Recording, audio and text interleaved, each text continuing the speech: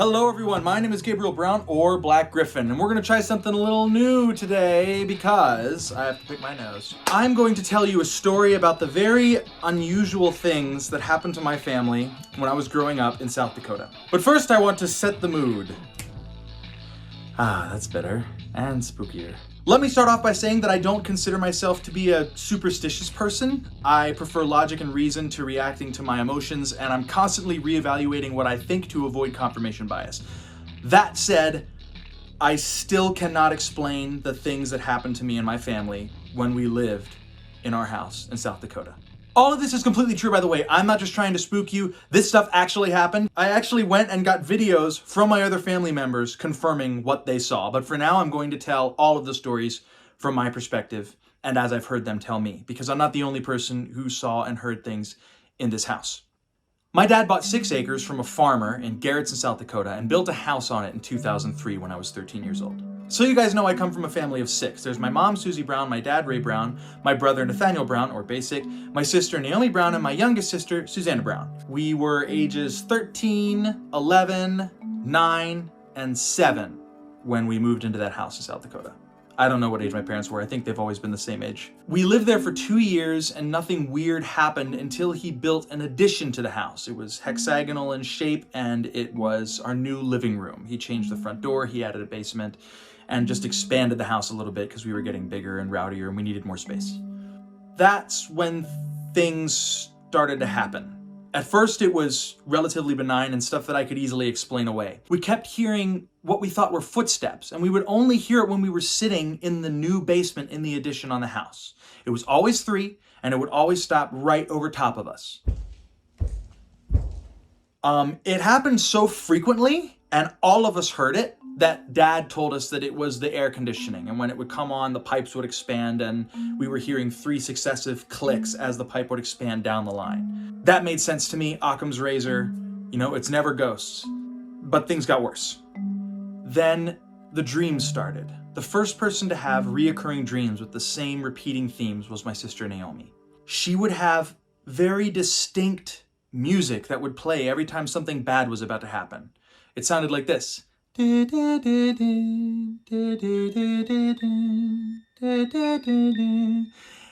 she would see the same 3 characters in all of her dreams. The first character was someone she called Lightning Man. It was a guy that would show up every time there was a thunderstorm. If the lightning would flash, he would only appear in the middle flash. She would frequently get out of bed to go to the bathroom, and when she would open the door, he'd be standing at the end of the hallway. I used to have this dream that my mom and I were in a city and we were getting bombed, and one bomb came right towards us and we died. But then the dream replayed in slow motion and I was embracing my mom, and then I just saw her face slowly getting torn to pieces and burned to a crisp from the bomb. Out of my peripheral in the corner of my eye, I just saw this antlered figure. And all the while, this song was going on that played in all of the nightmares I had while living in South Dakota. And it was terrible. Then I started having dreams. It also had a sound that would repeat, and it was always the same.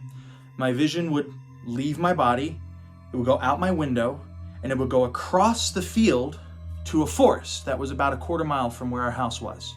It would zoom up to the same log. And I remember this because it happened so many times. The log had a mushroom on it. It was rotting. And I would hear this sound, a very low pulsing sound, like woom, woom, woom. Closest thing that I can compare it to is a bullfrog. I don't know if you've ever heard a bullfrog chirp, but that's what it sounds like. I had these dreams for probably 3 or 4 months, almost nightly. It got to the point where I was so sick of having that dream that I told my brother that I wanted to go to this woods, which I had never gone to before, just to stop having that dream. I didn't expect the log to be there, but it was. And it looked exactly like it did in my dream. And I had never been to that forest before. I don't know why I knew it was there, and I was legitimately scared. 13-year-old me did not know what to think. So I wouldn't approach the log. My brother did, and he found something behind it. It was a chewed up doll, not a Barbie doll. It was like those, what are they called? Like Cabbage Patch Kids. The body was soft and the face was hard, but half of the face was chewed off. And we freaked out, but like playfully, you know, because even at this point, stuff wasn't weird enough for me to start being superstitious. When this stuff happens to you in real life, you don't react like you're haunted. You just think, wow, what a crazy coincidence. I also kept having this voice. Now this sounds like I'm schizophrenic. You know, and this could just be my age. We were all, you know, going into puberty, your brain's going crazy, all kinds of endorphins going on, and weird things start happening. But I just had a lot of really strange dreams. I would hear this voice as I would lay down to fall asleep that would say, something's coming. I didn't know what it was, but I did know that I had to turn my light on before it got there. After Nathaniel found the doll, things got a lot worse. It was about a year later. I was 14, my brother was 12. My parents, along with my sisters, who were too young to be home alone with us, were out at the store. We lived in Garrettson, South Dakota. The closest store is about half an hour drive. And so sometimes when the parents would go to the store and Nathaniel and I were home alone, we would play video games. And Nintendo 64 was usually our game of choice, and Super Smash Brothers. I mean, come on. We were playing, and we heard the footsteps again. We paused the game. Are they home? No, it was the footsteps. At this point, it was such a common occurrence. We all knew it was the air conditioner. We didn't really bother with it, so we turned the game back on. We kept playing. Played a little more, played a little more. Heard footsteps again. This time it was 5, and we were like, wait. They're not home. I think we even called out, Mom? Nothing? Okay, they're not home. So we started playing.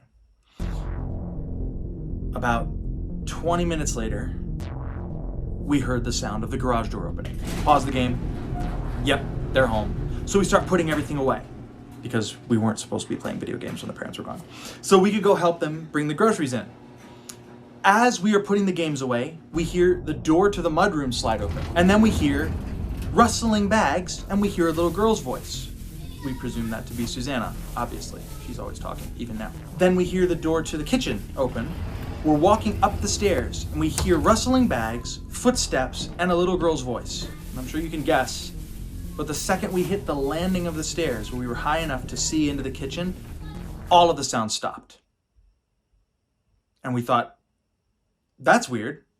Well, they probably all went back into the garage to get more groceries. So we came up, we went through the mudroom, we opened the door to the garage. Before we opened it, I actually said to my brother, what would you do if they weren't home? We used to play that game when it was something like insane that could never happen. Gabe looked at me and said, what would you do if Mom wasn't here? And I was just kind of like, yeah, right, that's impossible. Like, we both looked at each other at the exact same time, turned off the video games as fast as we could because we knew we weren't supposed to be playing them. As we started coming upstairs, we noticed that there was no one in the house. We were like, hey, maybe she went back into the garage to get more groceries. We started walking through the mudroom to the garage, and we noticed that there was no one in the mudroom. We opened the garage door, and sure enough, there was no one in the garage. No car in the garage, and the garage door was closed. But still, we didn't think, oh my gosh, a haunting. We thought they must have left something at the store and had to go back to get it. So we called Mom, and she answered, and we said, did you guys forget something? Did you go back? And she said, no, we're just leaving the store now. We'll be home in half an hour. I have no idea what that was, but my brother and I both heard it, and it lasted for a long time. At that point, we freaked out. We heard the little girl's voice, we heard the bags rustling, we heard the garage door open. We didn't know what to think. We ran into our rooms, we closed our doors, we locked our doors, and that was it. We were so freaked out. But there's a lot more. Because we're stupid kids, when it would get dark, sometimes a low fog would roll over the cornfield where our house was situated. I cannot stress this enough. We lived in the middle of nowhere. We had 6 acres in the middle of a 100-acre plot, and our nearest neighbor was a quarter mile away. So naturally, when you live in the middle of nowhere, it's a good idea to go walking in the dark out into a cornfield. Me and my brother and a friend of ours named Katie, we would go walking out in the field at night. And I used to love to try to scare them. I would throw up little pieces of corn cob and I'd throw it, try to get it to land next to them and make them jump. I still do that. Just ask my off-screen associate. It sucks. We're walking out there and Nate and Katie go, do you see that? And Katie goes, yes, who is that? I'm like, who? They're like, on the top of the hill over there, there's a little girl standing on top of the hill. I'm like, okay, I don't see her, but you guys clearly do. So we start approaching that little girl. I see we were about halfway there when Nate and Katie at the same time look at each other in sheer panic and scream, "Did you hear that?" And then they ran. They took off towards the house as fast as they could go. And I'm standing there in the field going, what the heck? So I took off after them. When we got in the mudroom, Katie was despondent. She was quivering and she wouldn't speak. And I thought it was annoying personally. I was like, come on, stupid baby. Girls, am I right? Cooties. I asked Nate what happened after Katie went home, and he told me. Me and my friend Katie heard a very distinct young girl scream. And it sounded like she was very close to us. It sounded like she was maybe like right next to us. A scream, a blood-curdling scream. Sounded like it was from a girl. And that, oh my freaking gosh. Oh, Oh my gosh, it's okay. Don't do that again, please. They said it was right behind them, but I didn't hear it. And I was maybe 8 feet behind them. I should have heard it. And I understand that once you get the idea in your head that something's going on, your confirmation bias kicks in and you start to see it everywhere you look. The thing is that it didn't just happen to me and my siblings. My mom, who I would say is the most practical person I have ever met. One night, she was falling asleep and she says, I wish I could get her to say this for me. I'm gonna go get her and see if she'll just come in and tell this part of the story. This story is so much better when mom tells it, but she doesn't want to talk. But just so you know that I'm not making this up, I have brought her here. This is my lovely mother, Susie Brown. She has the same last name as me because she's my mom. Or arguably, I have the same last name as you. And you have the same last name as my dad. So I'm just confused. Do you want to tell the story? No. Mom doesn't want to tell the story. So I'll tell the story, and then you can tell me if I'm getting anything wrong. So mom was falling asleep. Do you have any idea what time it was? Midnight? No, it was probably more like 3 because your dad was coming home from band. She heard the voice of a little girl whisper in her ear off the side of the bed, "You shot at me." I don't know why you told us about that, because that was the most horrifying thing. And again, Probably because I was horrified. but that's the thing. I would not call our family superstitious in any way, but this happened. I can't Occam's razor it away unless I stop trusting my ears and eyes and the ears and eyes of everybody else in my family. I really don't know how to explain what happened. When it first started happening, it was just kind of a fun thing to talk about, like the footsteps that Dad said was the air conditioning. I would say that when it was happening, I didn't take it very seriously, but later when I put all of the different things together, then I thought, this is weird. That's right, because we weren't really discussing it beforehand. But afterwards, when we would tell the stories, we realized that it kind of had a repeating theme. Everything involved a little girl. Did you tell about Bella? No! Bella's next. Do you want to be here for that, or would you like to leave now that you've got... I think I would like to leave. Okay. Thank you, Mommy. I love you. My beautiful mother, ladies and gentlemen. She's taken, folks, by my dad. I think. I don't know. My aunt, Amy, on my mom's side, moved to South Dakota to be closer to my mom. She had recently had a daughter named Bella. Bella was, I believe, 1. Bella was not a fearful child, but for whatever reason, she was terrified of the addition, specifically the door area of our hexagonal room.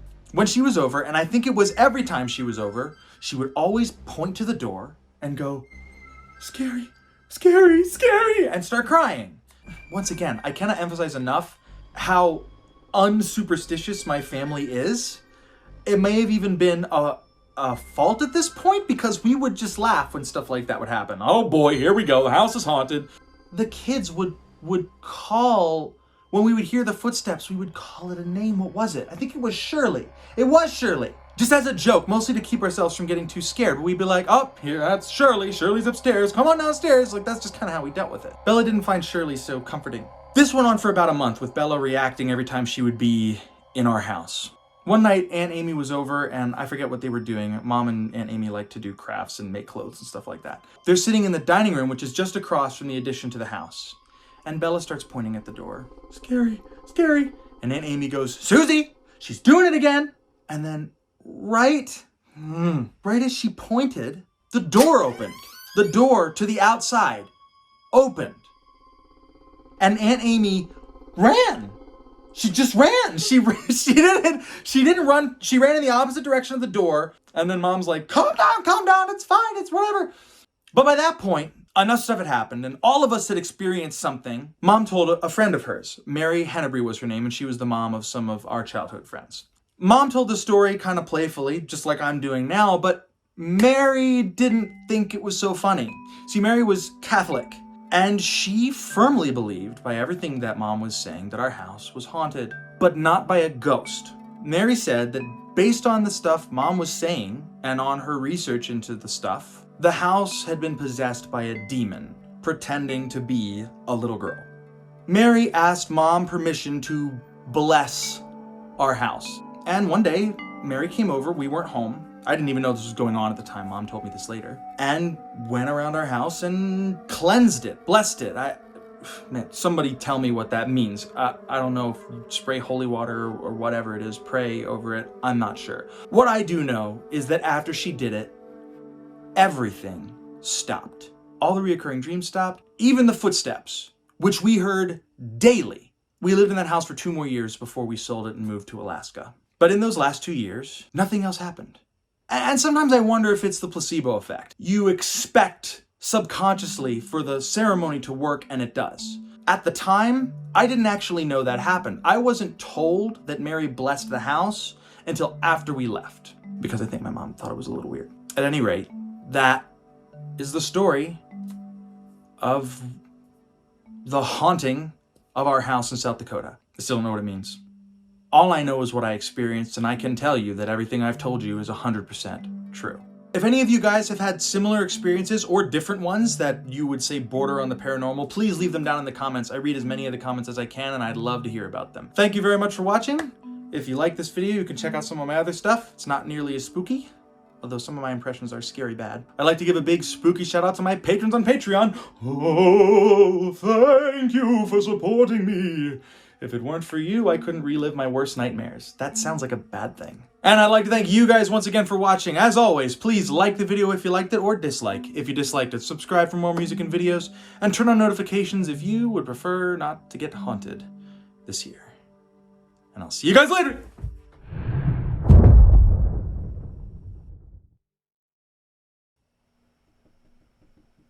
What is that? I don't know. Gabe, stop it. I don't know. I'm not doing it. Stop. I'm not doing it. Is it raining? It could be. I think you're fine. Well, just keep listening.